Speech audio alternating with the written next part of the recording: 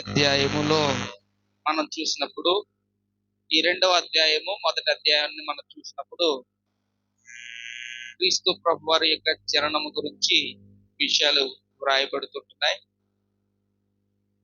ఇందులో ప్రాముఖ్యమైనటువంటి పాత్ర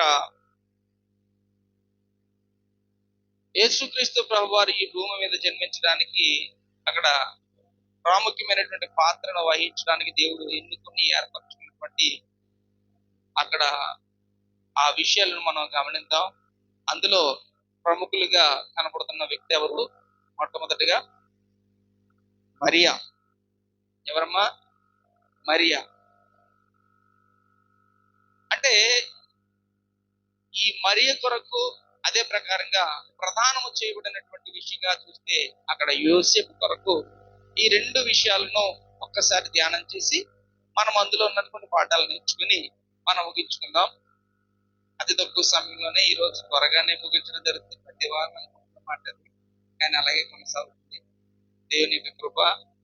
ఈ యొక్క అంశంలోంచి కొన్ని విషయాలు మనం ధ్యానం చేద్దాం. ఇందులో మరియ గురించి మొట్టమొదటిగా మాట్లాడుదాం.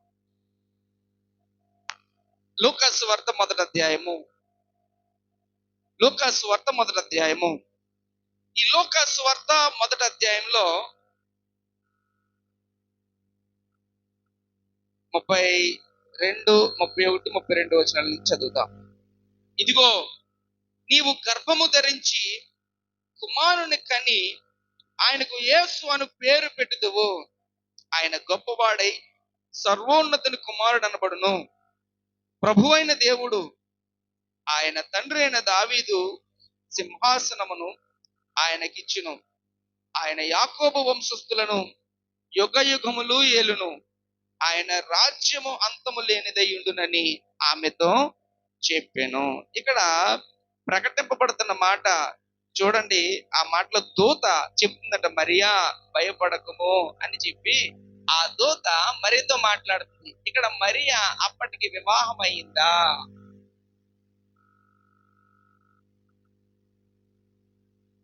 ఇక్కడ ఒక స్త్రీలో ఉన్నటువంటి ఆ యొక్క ఆత్మీయ క్వాలిఫికేషన్స్ అనే విషయాన్ని చెప్పడానికి ఇష్టపడుతున్నాను. ఆమెలో ఉన్నటువంటి అసలు ఎందుకు యేసుక్రీస్తు ప్రభు వారు ఆమె గర్భమును ధరించుట కొరకు దేవుడు ఎన్నుకోవాలి అనే విషయాన్ని బట్టి ఈమెలో ఉన్నటువంటి కొన్ని విషయాలను మరి ఇందులో ఉన్నటువంటి మాటలను కాస్త స్పష్టంగా తెలియపరచడానికి ఇష్టపడుతున్నాను. ఇక్కడ చూడండి, ఇలాగన్న దూత వచ్చి ప్రకటించినప్పుడు 34వ వచనం, అందుకు మరి అంటుందంట, నేను పురుషుని ఎరుగను దానను. ఆగండి, నేను పురుషుని ఎరుగని దానను అంటే నాకు వివాహం అవ్వలేదు, ఏ పురుషుని నేను ఎరగలేదు, ఇంకా నేను భర్తగా స్వీకరించలేదు, ఇంకా ఆ యొక్క తల్లిగా చేయబడుట కొరకు, తల్లిగా ఆగుట కొరకు అలాంటి విషయాల్లో నేను ఇంకా ముందుకు వెళ్ళలేదు అని స్వయంగా నిజాయితీగా నిబ్బరముగా తన కన్యత్వమును దూత ఎదుట తెలియపరిచినటువంటి మరియ. దేవునికి స్తోత్రం కలుగును గాక. వివాహము అవ్వక ముందు చెప్పుకున్నటువంటి ఆ విషయం గురించి మాట్లాడుతున్నాను. వివాహము జరగక ముందు, వివాహం అవ్వక ముందు తన కన్యత్వమును కాపాడుకున్నటువంటి ఆమె, తను 2 తలంపులుగా కాకుండా, 2 ఆలోచనలుగా కాకుండా, సమాజంలో ఉన్నటువంటి ఆ యొక్క పాప లోక సంబంధమైనటువంటి వాటిలో మునిగిపోకుండా తన పరిశుద్ధతను కాపాడుకున్నటువంటి మరియా. చాలా జాగ్రత్తగా ఆలోచన చేయాలి. దీన్ని సంఘంతో కూడా పోల్చొచ్చు. కానీ నేను ఉన్నటువంటి సమాజం కొరకు, ప్రతి తల్లి కొరకు, ప్రతి కన్యక కొరకు, ప్రతి యవన బిడ్డల కొరకు, అదే ప్రకారంగా ఆత్మీయమైనటువంటి విషయాల కొరకు ఇందులో నుండి పాఠాలు నేర్పించడానికి నేను ఇష్టపడుతున్నాను. ఇక్కడ దూత స్వయంగా చెప్తుంది. దూత స్వయంగా చెప్తే ఆ దూతతోనే మరి మాట్లాడుతుంది. అయ్యా, నేను ఏ పురుషుని ఎరుగని దానను అంటే అంత అలాగున పవిత్రతను కాపాడుకున్నది, అంత పవిత్రముగా ఆమె నిలబడింది. అంటే పాప లోకములో ఉన్నా సరే, అంటే యేసుక్రీస్తు ప్రభు వారు కూడా పుట్టిన తర్వాత పాపలోకములో ఉన్న జీవించినా సరే పాపాన్ని అంటించుకునే వ్యక్తిగా లేడు. ఇక్కడ అలాంటి పాపలోకంలో జీవించినా సరే, అలా అందరి మధ్యన నివసించినా సరే, ఈమె అస్సలు కూడా వెనుదిరిగి చూచే రకంగా లేదు. తన కన్యత్వమును కాపాడుకున్నటువంటి మరియా. అంత ధైర్యంగా దూతతో మాట్లాడగలిగే ధైర్యము, అది ఒక అంశం. అనగా లోపల నిజం ఉంది కనుక, సత్యం ఉంది కనుక, లోపల ఆ నిజాయితీ ఉంది కనుక, ఆ యొక్క ఆ లోపల దేవునికి భయపడినటువంటి ఆమెగా నిలబడుతూ ఏ పాపము చేయని దానిగా ఉన్నది కనుక ధైర్యంగా మాట్లాడగలిగినటువంటి ఆమె. ఒకవేళ ఆమెలో గానిక ఏమైనా ఉంటే, లూపోల్స్ ఉంటే ఎంతవరకు వస్తుందా చరిత్ర? ఎంతవరకు చరిత్ర వస్తుందా? రాదు. ఆమెలో ఉన్నటువంటి మొట్టమొదటి గుణం ఏంటంటే, ఆమె శరీరమును తను కాపాడుకొని ఆ ప్రదానము చెయ్యబడి వరకు కూడా, దేవుని యొక్క దూత వచ్చి మాట్లాడే వరకు కూడా ఆమె కన్యత్వము ఒరిజినల్ గా ఉంది కనుక దేవునితో మాట్లాడగలిగే ధైర్యం ఉండి మాట్లాడాలి. దేవునికి స్తోత్రం. నెంబర్ 2, రెండో మాట చదువుతాం. అక్కడ చెప్పబడిన మాట, ఇది ఎలాగో జరుగును అని దూతతో అనగా, రెండో మాట ఏంటో తెలుసా? ఇది ఎలాగో జరుగును. చూడండి, అసలు ఇది సాధ్యం కాని పని. సాధ్యము కాని పనికి ఈమె ప్రశ్న వేసింది. ఎవరికి వేసింది ప్రశ్న? అదనమాట. దూతకే ప్రశ్న వేయగలిగేటువంటి ధైర్యం కలిగి ఉన్నది ఈమె. ఇది ఎలా సాధ్యమవుతుంది? ఇది సాధ్యము కాదు కదా, ఇది సాధ్యము కాదు కదా అంటే నేను అనుకుంటున్నాను అసలు పాపం అంటే ఏంటో ఇప్పుడున్న చిన్నపిల్లలకు కూడా తెలిసిపోతుందా లేదా? నా మాట చెప్తున్నాను. ఆమెకు ఏది పాపమో ఏది పాపము కాదో తెలిసేటువంటి జ్ఞాన నేత్రములు కలిగి ఉన్నది. ఏ రకంగా కలిగి ఉన్నదంటే, దేవునిని కలిగి ఉన్నది కనుక మాత్రమే ఎంత పాపం అనేది కూడా ఏది ఎలాగునో అన్ని విషయాలు తెలిసినా సరే ఎందులోని పడిపోకుండా నిలబడగలిగింది. అందుకనే ఇది ఎలా సాధ్యము? ఒక పురుషుడి లేకుండా ఒక బిడ్డల కంటే ఎలాగ సాధ్యమని ధైర్యంగా మాట్లాడగలిగింది. అంటే అన్ని తెలుసు, పాపంలో పడిపోకుండా కాపాడు. విషయాన్ని అందులో గమనించండి. ఈ రోజున అన్ని తెలిసి సమాజం ఎలాగుందంటే, అన్ని తెలిసి ఎందులో జారిపోతున్నారు?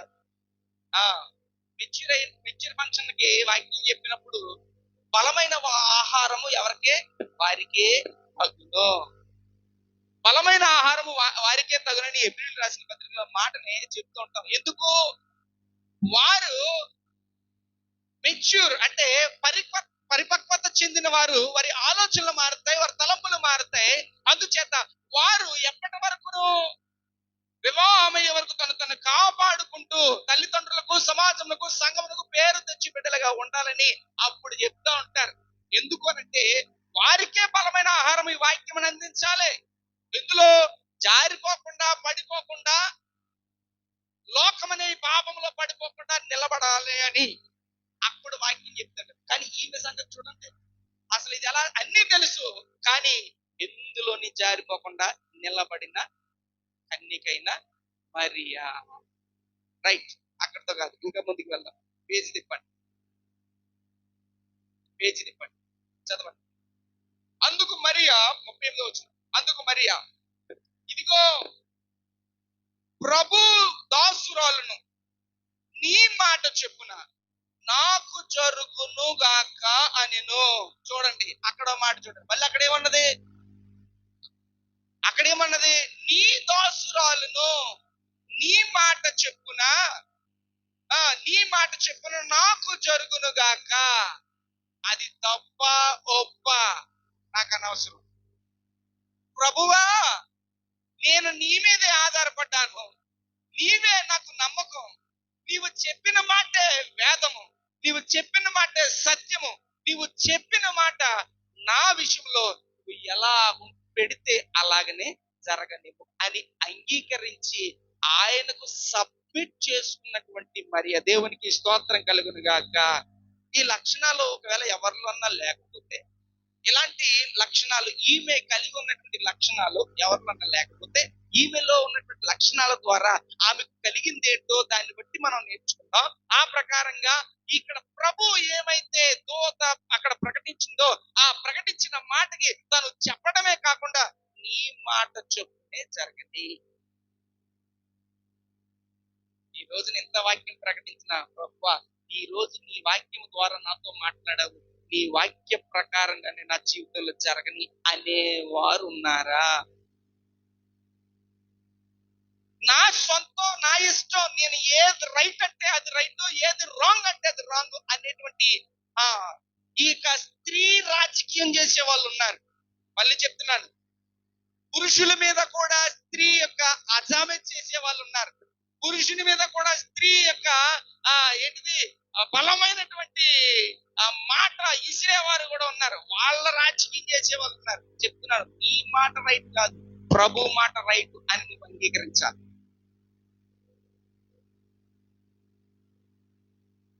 ప్రభు మాటకు అంగీకరించాలి.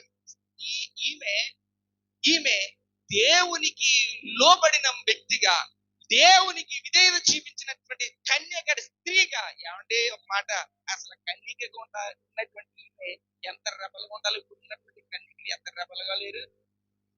మాట ఎన్ని రకాలుగా ఉన్నారండి? చాలా స్పీడ్, ఎదురు సమాధానం చెప్పేస్తారు. అవసరమైతే బ్యాగ్ చదిరేస్తారు లేరా?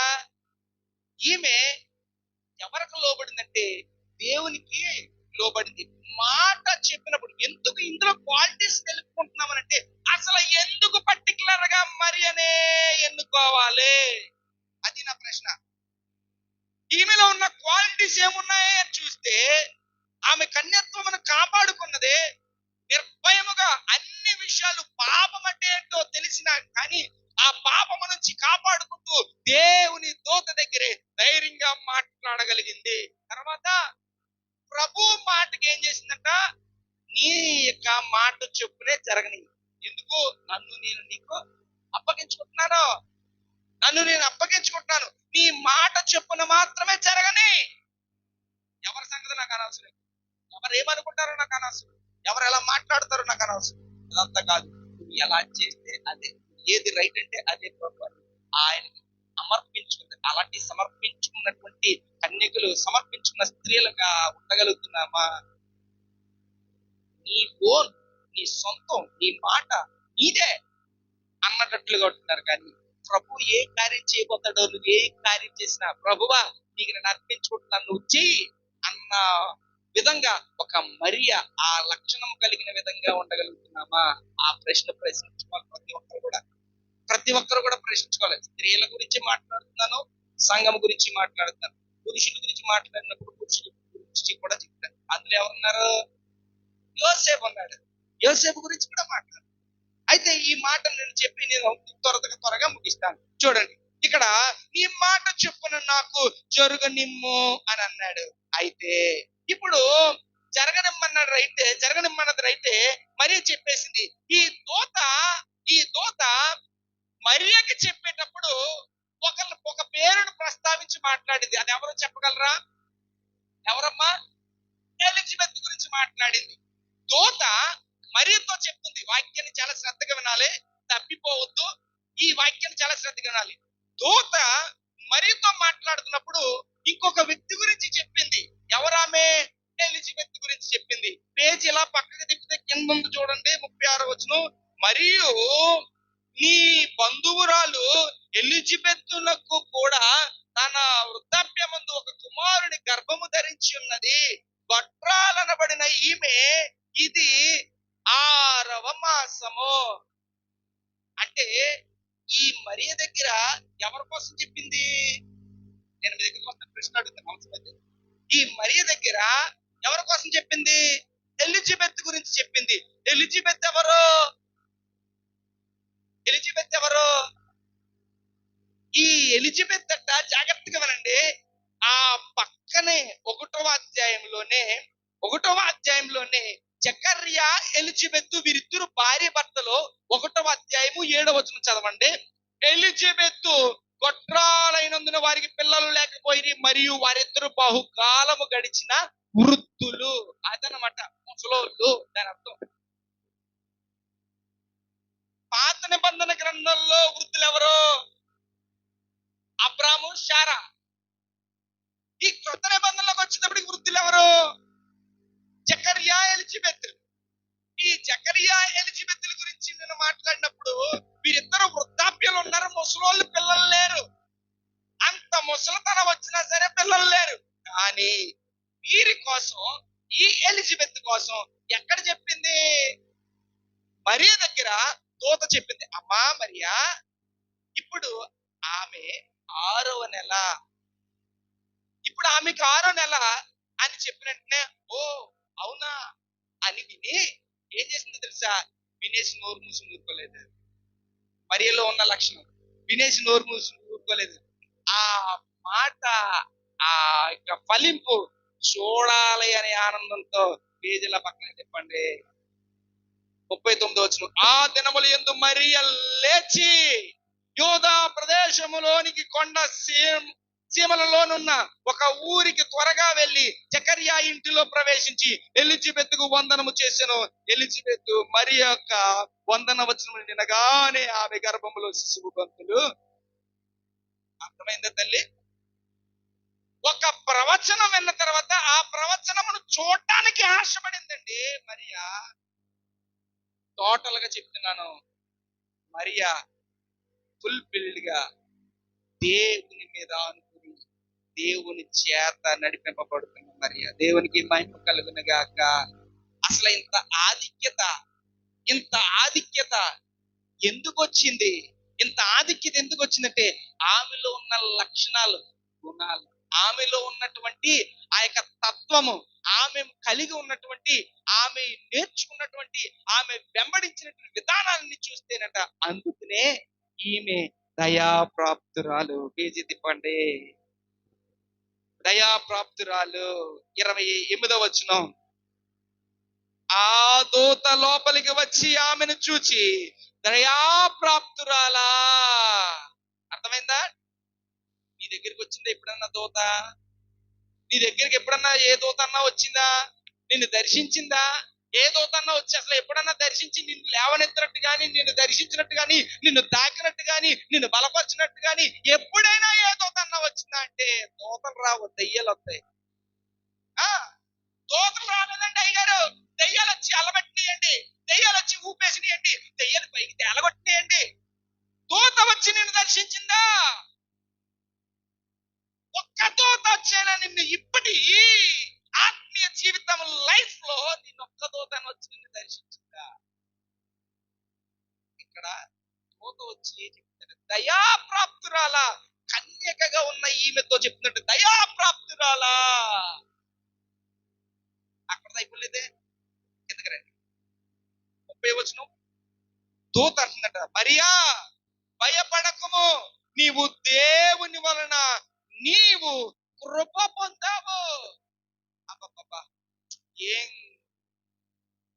అర్హత పొందుకున్నదండి ఆమె. దేవుని వలన నీవు కృప పొంది ఉన్నావు, కృప పొందుకున్నావు. నువ్వు అంతటిలోనూ చూసినప్పుడు, బలాత్కారము చేత నింపబడినటువంటి సమాజాన్ని చూసినప్పుడు నోవాహు ఒక్కడు మాత్రమే నీతిమంతుడిగా తీర్చబడ్డాడు. నీతిమంతుడిగా దేవుడు చూశాడు. అలాగనే అందరిలోనూ ఈమె విషయంలో ఈ క్వాలిఫికేషన్స్ ఉన్నాయి కనుక ఈమెను దేవుడు ఎన్నుకొని నువ్వు కృప పొందావు, నువ్వు దేవుని వలన కృప పొందుకున్నావు, నువ్వు దయాప్రాప్తురాలువు. అక్కడితో అయిపోలేదు, కిందకి రండి కొంచెం. 34వ వచనంలో ఆ దూత చెప్తుందట, అనగా దూత పరిశుద్ధాత్మ నీ మీదకి వచ్చును. దేవునికి స్తోత్రం. అదనమాట, నీ మీదకి పరిశుద్ధాత్మ రావాలన్నా, నీ మీదకి కృప రావాలన్నా, నువ్వు దయా ప్రాప్తురాలా లేకపోతే దయ కలిగిన వాడా అని అనిపించుకోవాలన్నా సరే నీలో ఉండవలసినవి ఏమి ఉండాలో తెలుసా? ప్రభువా, నువ్వు ఏం చేయాలనుకుంటున్నావో నా విషయంలో జరిగించు. నేను కన్యకగా ఉన్నాను, నేను నిజాయితీని కాపాడుకున్నాను, నేను నా పవిత్రతను నేను కాపాడుకున్నాను. శరీరము గాను ఆత్మీయ నిర్భయంగాను నన్ను నేను కాపాడుకున్నాను. ఇదిగో నువ్వు చూస్తున్నావు, నా గర్భములో శిశువు పుట్టడానికి నువ్వు ఏదో ఏర్పాటు చేస్తున్నట్టు, అసలు ఒక పురుషుడు రాకుండా ఇది ఎలా జరుగుతుంది అని ప్రశ్నించగల ధైర్యంతో ప్రశ్నించింది ఈమె. ఆమెలో ఉన్నటువంటి ఆ నిజాయితీ గొప్పదే, ఆమెలో ఉన్నటువంటి ఆ యొక్క పరిశుద్ధత గొప్పదే, ఆమె తను కాపాడుకున్నదే, ప్రభు ఎదుట చెప్పగలిగింది, నోరిప్పగలిగింది. అదే కాదు, నీ ఎలా జరిగించాలనుకుంటున్నావో ఆ మాట చూడండి, నీ మాట చెప్పిన నాకు జరుగును. అంటే జరిగించు కాదు, జరుగును, ఫిక్స్, జరుగును అని ఫిక్స్ అయిపోయింది. నీ మాట చెప్పిన జరుగు. ఈ రోజున వాక్యం ప్రకటిస్తున్నావు, ప్రభువా నీ మాట నాలో జరగాలి, జరిగించు, జరుగును. అంటే అనుకుంటున్నావు ఎప్పుడన్నానే? ఒక మరియను ఎందుకు అంత పర్టికులర్ గా ఫోకస్ చేసి దేవుడు చేశాడు అంటే, ఆమెలో ఉన్నటువంటి ఆ యొక్క లక్షణాలు, ఆమెలో ఉన్నటువంటి గుణము. ఎలిజబెత్ గురించి ప్రవచనం చెప్తే, ఎలిజబెత్ గురించి మాట్లాడితే దాన్ని ఆ దీవెన ఆశీర్వాదము ఆ ప్రవచనము చూడటానికి పరిగెత్తుకుని వెళ్ళిపోయిందండి. వెళ్ళిపోయి 3 నెలలు అక్కడ ఉండిపోయింది. ఆవిడ 3 నెలలు అక్కడ ఉండిపోయింది. ఇంకో విషయం చెప్పిన, ఈమె బంధువురాలంట ఎలిజబెత్. ఇద్దరు కూడా ఆ కాలంలో ప్రభు దృష్టికి వీరు ఎలా కనబడ్డారు? చాలా దయ పొందిన వారిగా కనబడ్డారు. ఇంకొక మాట చెప్తున్నాను, అసలు మలాకి ఎలాగా పాత నిబంధన గ్రంథంలో మలాకి లాస్ట్ పుస్తకాన్ని, మలాకికి మత్తయికి మధ్యలో ఏ భక్తి చేయలేదు. జనులందరూ కూడా ఎలాగున్నారంటే దేవునికి వ్యతిరేకమైన వారు ఉన్నారు. అయితే అందులో జకరియా ఎలిజబెత్తులు ఎలాగున్నారు? దేవుని గణపరిచే వారిగా ఉన్నారు, మందిరములో ధూపము వెయ్యి వారిగా ఉన్నారు, గణపరిచే వారిగా ఉన్నారు. ఆ బంధువురాలు మరియా, చూడండి ఎంత రిలేషన్ ఉందో, ఈ కనెక్షన్ ఉందో. ఇదంతా కూడా ఎవరితో కనెక్షన్ ఉంటే జరిగింది? గట్టిగా చెప్పాలి, ఎవరితో కనెక్షన్ ఉంటే జరిగింది? మరియా ఈ రోజు బైబిల్ ఇక పరిశుద్ధ గ్రంథంలో ఇంత పేరుగాంచినందుకు కారణం ఏంటో తెలుసా? ఆయన మరియను ఎన్నుకున్నాడు. మరియను ఎందుకున్నాడు అంటే, ఈవిలో ఉన్నటువంటి ప్రతి లక్షణములు, ప్రతి గుణాలు కూడా ఎలాగున్నాయంటే ఆయనకు నచ్చినట్టుగానే ఉన్నాయి, తండ్రిని దేవునికి నచ్చినట్టుగా ఉన్నాయి. కన్యత్వమును కాపాడుకున్నదే, నిర్భయముగా దేవుని ఎదుట నిలబడి మాట్లాడగలిగింది. అదే ప్రకారంగా నీ చిత్తము నువ్వు ఎలా జరిగితే అలాగ నా జీవితంలో జరిగించు. అసలు అయ్యో నేను చేసుకోబోతున్నాడు ఇది అది ఇలాంటి సోదంతా చెప్పలేదు. మనం చెప్తామండి, కావాలంటే ఏం చెప్పినా సరే కనమా సోదంతా చెప్పొద్దాం. సోది చెప్పలేదు, లేనిపోని మాటలు చెప్పలేదు, సబ్మిట్ చేసుకుందంతే, అప్పగించేసుకుంది, నాకు జరుగునంతే. అది చెప్పినటువంటి ఆ ప్రవచన మాట ఎలిజబెత్ కోసం చెప్పినటువంటిది కల్లారా చూడటానికి వెళ్ళిపోయింది. కాబట్టి ఆ ఆశ, ఆ ఆతృత, ఆ యొక్క ఆనందము, ఆ యొక్క త్వరపడుట అనేది ఎవరిలో ఉంది చెప్పాలి? మరియలో. మరియా ఎలాగైతుందో తెలుసా? దేవుని కృప పొందింది, పరిశుద్ధాత్మ ఆమె మీద నింపబడింది, దయాప్రాప్తురాలు అనిపించుకుంది. అది అలాగున దేవుడు ఎన్నుకున్నాడు కనుక, చూశాడు కనుక, ఆ లక్షణాలన్నీ చూశాడు కనుకే ఆ గర్భమును దేవుడు ఎన్నుకున్నాడు. ఇది మరియలో ఉన్నటువంటి లక్షణం. సగమా అలాంటి లక్షణాలు కలిగి ఉంటాం. ఒక మరియ కలిగి ఉన్నటువంటి ఆ లక్షణాలు, ఒక మరియ కలిగి ఉన్నటువంటి లక్షణాలు కలిగి ఉన్న ఎడల నీవు ఏమవుతావు తెలుసా? దేవుని కృప పొందుకుంటావు, నీవు దేవుని దయను పొందుకుంటావు, నీవు పరిశుద్ధాత్మ పొందుకుంటావు. దేవునికి స్తోత్రం కలుగును గాక. ఇవి మరియ ఎలాగ చేసిందో, మరియ ఎలాగున రుజువుపరుచుకుందో, మరియ ఎలాగున ఆ స్టేట్మెంట్ లో అన్ని విషయాల్లో కనబడుతుందో, అలాంటి లక్షణములు, సుగుణములు, అలాంటి ఆ క్వాలిఫికేషన్స్ అన్ని నీకు ఉండగలిగితేనంటే ఖచ్చితంగా దేవుని కృప, దేవుని దయ, దేవుని కనికరము, పరిశుద్ధాత్మ చేత నువ్వు నింపబడగలుగుతావు. లేదా ఇందులో ఎంతో మంది అప్పుడు జనాంగం ఉన్నారు, వారికి లేదు. ఈమెకు మాత్రమే ఆ విలువ. వదిలిపెట్టే దేవుడు కాదండి. దేవుని వదిలిపెట్టుకో, దేవుడు నిన్ను వదిలిపెట్టు. ఇప్పుడు చూడండి, ఇది మరియలో ఉన్నటువంటి లక్షణం. ఇప్పుడు ప్రదానము చేయబడిన అనబడింది కదా, చూడండి. ఆ పురుషుని పేరు ఏం పేరు? మత్తయి సువార్త 1వ అధ్యాయం. మత్తయి సువార్త 1వ అధ్యాయం.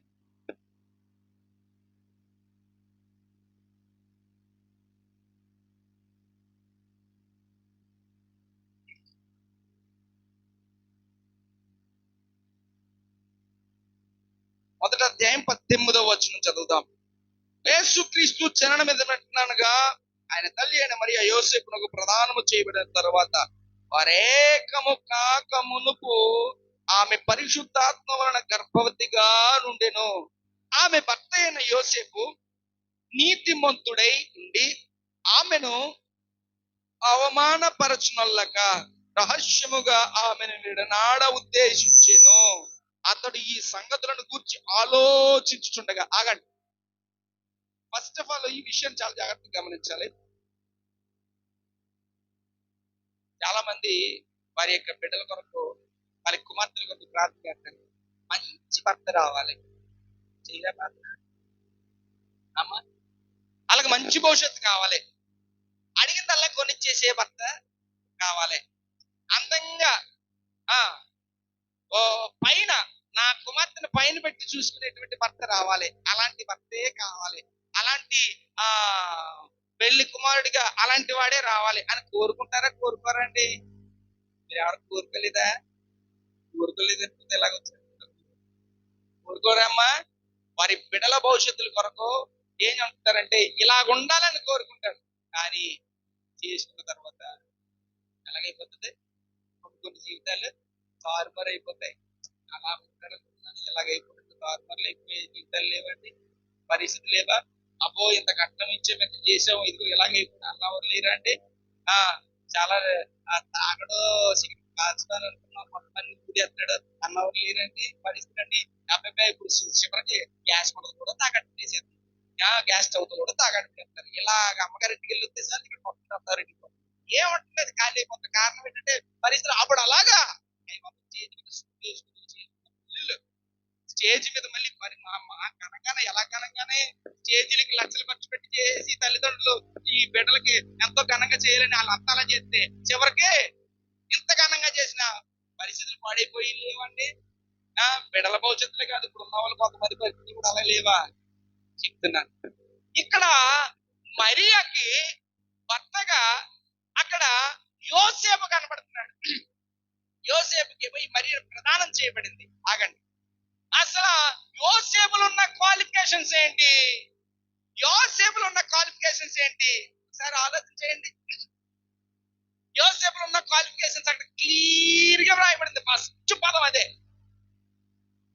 ఆమె భర్త అయిన యోసేపు నీతిమంతుడై ఉండి, అది ఫస్ట్ పదం. నీతిమంతుడై ఉండి, నీతిమంతుడు. ఆ మాట ఈ బైబిల్, ఈ పరిశుద్ధ గ్రంథంలో ఎక్కిందంటే ఎంత అద్భుతం అంటే అందరికి ఎక్కదా మాట, అందరి కోసం ఎక్కదా మాట, అందరి పేర్లు బట్టి ఎక్కదా మాట. నోవాహు కాలంలో నోవాహుకి ఎక్కిందా మాట. ఎందుకు? నీతిమంతుడు అనే మాట అందరికి రాదు, అందరికి చెప్పలేము. కానీ ఇతడు నీతిమంతుడై, అబ్బబ్బా, ఆ నీతిమంతుడై అన్న మాట కలిగినటువంటి పేరు కాచిన యోసేపు ఎవరికి భర్తగా రావడానికి సిద్ధపడ్డాడు? ఎవరికి? మరి ఈమె ఎవరు? దయా ప్రాప్తురాలనిపించుకున్నటువంటి ఈమె, దేవుని యొక్క దయ కృపను పొందుకున్న ఈమె, పరిశుద్ధాత్మ చేత నింపబడిన ఈమె. అలాంటి ఆమెకి ఎలాంటి భర్త? దేవునికి మహిమ కలుగును గాక. హల్లెలూయా. అలాంటి ఆమెకి ఎలాంటి భర్త? అదనమాట. ఏ తాగుబోతాడు, మద్యమును సేవించువాడు రాలేదు. అర్థమైందా మీకు? మద్యమును సేవించువాడు రాలేదు. లేకపోతే ఏదో అలాగే తిరిగేసేవాడు రాలేదు. ఎవరిని ఎక్కడ ఎలా సమకూర్చాలో దేవుడికి అక్కడ తెలుసు కనుక దేవుని ఆత్మ చేత నడిపింపబడిన ఈమెకి 100% యోసేపు ఎలా వచ్చాడు? నీతిమంతుడిగా. అది సంగమా జాగ్రత్తగా వినండి. నీవు కూడా మరియ కలిగిన లక్షణములు కలిగిన పరిశుద్ధాత్మ చేత నింపబడిన వాడిగా ఉండగలిగితేనంట నీతిమంతుడైనటువంటి పరిశుద్ధుడైనటువంటి యేసుక్రీస్తు ప్రభు వారి దగ్గరికి నువ్వు వెళ్తావు. దేవునికి స్తోత్రం కలుగును గాక. హల్లెలూయా. ఇక్కడ యోసేపులో ఉన్న లక్షణం అది. తను ఎంత నీతిగా బ్రతికాడో, ఎంత నీతిగా దేవుని ఎదుట కనుపరుచుకున్నాడు. మనుషుల ఎదుట కాదండి, మనుషుల స్టేట్మెంట్ కాదండి ఇది, ప్రజలు ఇచ్చే తీర్పులు కాదు ఇవి. క్లియర్ గా దేవుడు ఇచ్చిన తీర్పే. నీతిమంతుడు అని అనిపించుకున్నాడు దేవుని ఎదుట. అంత నీతిగా బ్రతికినటువంటి ఈ యోసేపు, నీతిమంతుడుగా బ్రతికిన యోసేపు. చూడండి తర్వాత చదవండి మాట. ఆమెను అవమానపరచునల్లగా, అది నీతిమంతుడుగా ఉంటూ అవమానపరిచేవాడు కాదంట. ఇంకా క్లియర్ గా చెప్పాలంటే, కొంతమంది చిన్న డొంక తరిగితే, చిన్న తగిలితే ఎలాగని తీయాలని అల్లరి పాలు చేసేయాలా, ఎలాగ వీళ్ళని గోల చేసేయాలా, ఎలాగ వీళ్ళని గత్తర చేసేయాలా అనేటువంటి చూసే మగళ్ళు ఉంటారు, లేకపోతే చూసేటువంటి వారు ఉంటారు, ప్రజలు ఉంటారు. ఎలాగ నల్లరు చేసేయాలని ఉంటారు. కానీ అవమానపరచనొల్లగా అస్సలు దాన్ని మారు మాట్లాడకుండా నా వంతుగా ఆ శిక్ష ఏదో నేనే వేసుకోవాలి, ఆ శిక్ష ఏదో నేనే వేసుకోవాలి. చూడండి ఇక్కడ అంటున్నాడు, రహస్యముగా ఆమెను విడనాడ ఉద్దేశించాడు, మనసులో కలిగింది.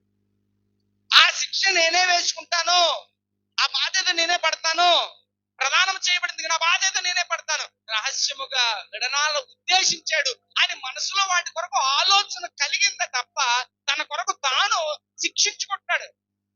లేకపోతే ఈమెకి ఇలాగా మరియ గారికి ప్రెగ్నెంట్ అంటండి, మరి ప్రదానం చేయబడింది ప్రెగ్నెంట్ కదా, నాకు ఇన్ని లక్షలు వస్తేనే కానీ పొందుతాం, మరి ఇన్ని లక్షల డిమాండ్, ఇదిగో మరి మాకు అవమానం కలిగింది, మరి ఇన్ని లక్షలు డిమాండ్ ఉంటది కదా, డిమాండ్ చేస్తారు.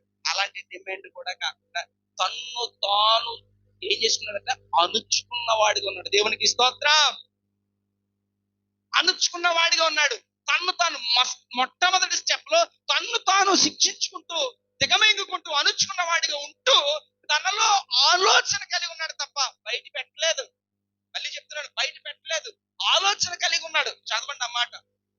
అతడు ఈ సంగతులను గురించి ఆలోచించుకొనుచుండగా వచ్చేందంటే దూత, చదవండి, ఇదిగో ప్రభువు దూత స్వప్నమందు అతనికి ప్రత్యక్షమై దావీదు కుమారుడు యోసేపు, నీ భార్య మరియను చేర్చుకున్నట్టుకు అస్సలు భయపడద్దు, ఆమె గర్భము ధరించినది పరిశుద్ధ ఆత్మ వలన కలిగినది, ఆమె ఒక కుమారుని కొనును.